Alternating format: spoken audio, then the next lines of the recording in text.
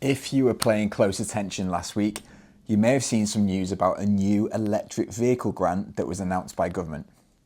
And to be honest, I don't think this news really seemed to cut through in the way that I might have thought it would. But I think it could be a big deal that might help accelerate the transition away from polluting fossil vehicles towards low emissions forms of transport. So, what was the grant? What kind of cars would be eligible? And why is the government committing a significant amount of money to supporting people buying new cars now? Before we get into it, if you're enjoying the videos that I make on this channel, I would really appreciate it if you hit the subscribe button.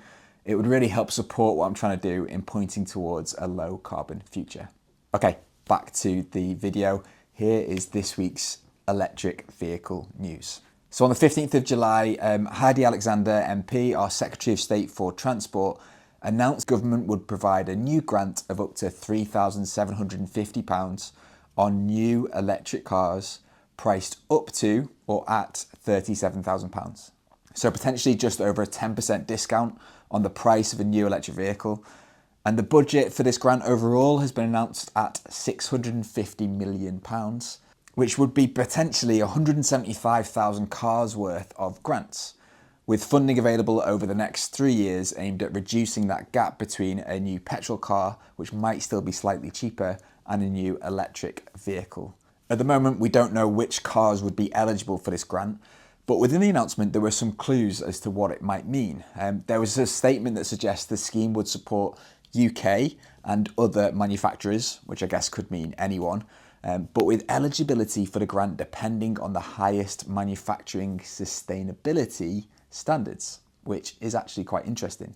At the moment, it doesn't give much detail as to what this might look like, but it suggests that the grant's going to have two different bands. So the highest grant for the most sustainably produced cars, £3,750, and £1,500 for cars that meet some environmental criteria.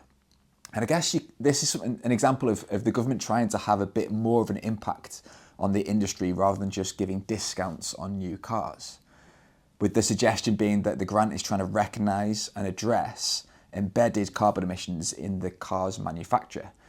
And this is something we sometimes hear from people arguing that electric vehicles don't pay for themselves in terms of emissions, which really isn't true, by the way. Many electric vehicles would in their day-to-day life, would mean that they pay back their embodied emissions in the first 10, 15, 20,000 miles of use. But to be fair, it is good to hear that the government is intending to try to reduce emissions from manufacturing and for delivery of vehicles to a forecourt too. Reading between the lines, this may mean that we're supporting UK and maybe European manufactured cars, and it may particularly punish cars made in Asia or even the United States due to potentially higher manufacturing emissions as well as the transport emissions in getting vehicles to the UK. I guess we'll see, and we'll pay attention to what comes out, but we might therefore see the new Nissan Leaf that we made in Sunderland discounted slightly, alongside maybe some Vauxhall cars, maybe some cars from Mini, possibly some European manufactured cars too. It will be interesting to see how the criteria plays out and what it means more broadly. Some of the cheaper electric cars come from really far away, whether it's the Kia Niro or the Hyundai Kona or the Ioniq series or the wide range of Chinese manufactured cars from brands that might be new to the UK. The government's announcement suggests that there would be 33 different cars available today that would be under £30,000, which seems to suggest that at least 30 different car types would be eligible for the scheme, and probably a few more in that £30,000 to £37,000 bracket. I guess a car of this price is still a pricey car that will come with all the mod cons you'd expect and would come with plenty of range. So maybe this covers a broad range of cars that would be suitable for lots of different people. How the Department for Transport will evaluate those two different bands and therefore the grants available isn't really set out clearly, but the announcement does say the following. It says the minimum environmental criterion is for manufacturers to hold a verified science-based target.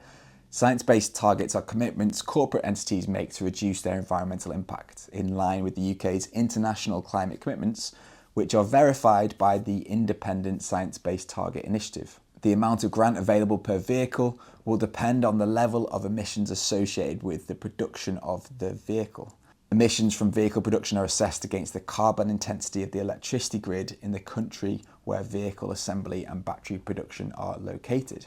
Okay, so this is actually quite interesting. There's a bit more information in what the government announced. So manufacturers would be eligible for the grant if they've first of all committed to a science-based target, and then the level of grant will be depending on the CO2 intensity of the electricity grid in the country where the cars and the batteries are manufactured. So let's get into that a little bit. Our World in Data, a website that covers a huge plethora of information, they've got a page that helps understand how CO2 intensity of electricity varies around the world. So you can see on this map that lighter countries have got cleaner electricity, darker, dirtier. Of the countries that make as many or more cars than the UK each year, there are several with cleaner electricity. So France, Spain, Slovakia, countries where a wide variety of brands have a factory. And that could mean that they might get the full grant, whereas countries like Germany, USA, South Korea, China have higher emissions associated with electricity. So I guess, does this mean might a Volkswagen not have the grant if it was made in Germany? Or it could mean that certain models that are made in Germany wouldn't have the grant, but models of car that are made in France would? Are we assuming Asian brands, so like Kia or BYD or others, wouldn't get a grant because of emissions in shipping and because of emissions linked to the electricity grid over there?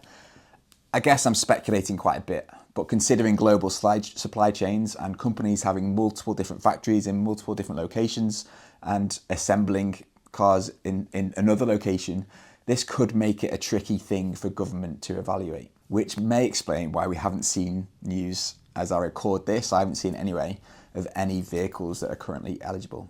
And then what about the Science-Based Target Initiative? Maybe this needs a whole different video. But the SBTI is a helpful, but to some people, flawed initiative to help organisations take their responsibility seriously in reducing emissions in line with the Paris Agreement. So many organisations across the UK and much further afield have used the SBTI to set targets associated with net zero. This initiative is called science-based because it's supposed to be what is required to limit global warming to well below 2 degrees. And the initiative is supposed to provide a clean, clear framework for credible climate action across the global economy. And if every company across the whole world had signed up to this, then I guess climate change is really simple. We just all stick to our targets, what we intended to do, and we'd limit the risk of climate change. And I guess the elephant in the room is that not every company has done that, and only doing just enough for our own emissions won't cut the mustard if we're going to reduce risk significantly. And unfortunately, because the Science-Based Target Initiative is a voluntary scheme without any real enforcement mechanisms, we risk making a statement, missing the target, and delivering a whole lot of nothing. We would hope that organisations that are signed up to it would be pulling their weight, that they'd be committed to their stakeholders to deliver as they've promised, that they'd be resourcing delivery of their ambition effectively. We can hope, but I know of organisations who have made a science-based target but are kind of just crossing their fingers that they would meet that target without resourcing it effectively. Anyway, it's interesting to see this initiative coupled with government policy and with funding. It suggests to me that the UK government is taking emissions reduction in our transport sector as a whole, as well as the supply chains that we're reliant on and their emissions. It shows that the government's taking it seriously, which I think is good. So why now? Why has this grant been announced now? We're roughly a year into this Labour government. Apparently the economy isn't really going great guns. It's kind of struggling. This could be part of trying to get the automotive sector going. Well, it may be. It may be something to do with economic growth. Although most of the UK automotive sector tends to be high-end cars that wouldn't be eligible for this grant. But maybe, more significantly from a climate action point of view, this policy is pointing to something in the future. It's pointing towards the reinstated 2030 target that was part of Labour's manifesto to phase out the sale of new petrol and diesel cars by 2030. And I've read somewhere that the ambition of this grant is to help make at least 50% of new car sales purely electric by 2028, and to have that growth trajectory going up and up by that point. So is that realistic? Is it transformative? Will it make any impact? Or is it really ambitious? Well, data from SMMT suggests that the latest full month, so June 2025, that pure battery electric vehicle sales were 24.8% of total car sales. Nearly 50,000 new electric vehicles in June alone. For the year to date, the figure is 21.6% of all sales. So 225,000 new electric vehicles by the end of June. The figures for last year were 19% market share for electric vehicles for June 2024 and 16.6% on the year to June last year. So the trend suggests that EV sales are going up, and maybe 50% by 2028 is fairly realistic. Many of the cars that have been sold this month that make up these numbers won't be eligible for this grant, including the Tesla Model Y, which was the third most sold car in June of any cars, or the Tesla Model 3 that was the sixth most sold. But anyway, we might see cheaper electric cars that are eligible to grant going up that list. Overall, ZapMap now estimates that there are nearly 1.6 million electric vehicles on the road, 4.6% of the total cars that we have in the UK. And if the trend carries on for the rest of this year, achieving about a quarter of new sales, we might expect to see another 250,000 electric vehicles on the road by Christmas. Over 500,000 added in 2026. And if 50% of cars sold in the last 12 months were battery electric vehicles, as could be the aim in 3 years' time, that would be about 1 million more electric vehicles added in a year. The train is coming. As part of the announcement, the government are saying that an EV could help reduce costs for driving by up to £1,500 versus a petrol car, which I actually think is a bit of an oversell.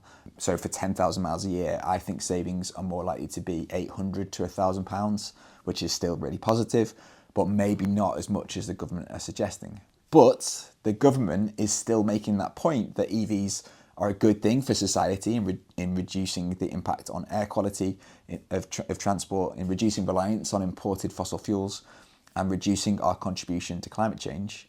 And as they're saying it's a good thing for society, that they should use taxpayers' money to support electric vehicle rollout. And they're saying that that electric vehicles are a good thing for individuals, saving money as we run them day to day. And I guess this is a bit of a soft sell, but this kind of policy is government signalling, let's go electric. Okay, so what do you think about this announcement? Essentially, the grant is a 10% discount on some of the cheaper new electric vehicles and potentially 175,000 grants over the next few years. And if that was split evenly, about 60,000 grants per year. For context, nearly 2 million cars are sold every year, so maybe 3% of them would get a grant. The reality is that even a budget of £650 million is not really touching the edges. And maybe that's why this announcement didn't get much coverage. But what it's doing is it's signalling intention. And a grant like this may well help provoke the buzz required to accelerate the EV transition, even if the data from SMMT suggests that the transition is already well underway. From my perspective, I think this policy is a good thing. It might mean more people look at electric vehicles for the first time. It might help make that small step towards a reduction in new fossil vehicles on the road. But again, to put things into context, 650 million up to 2028 is still more than the total that's been allocated to Active Travel England to boost walking and cycling over a 4-year period.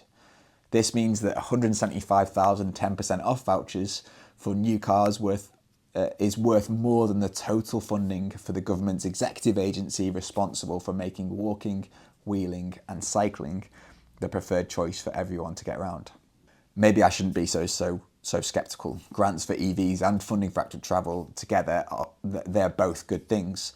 But I worry that maybe car will still be king across the UK for the foreseeable future. Okay, that's all for today. I would love to hear what you think. And if you haven't already, do hit that subscribe button. I would appreciate your support.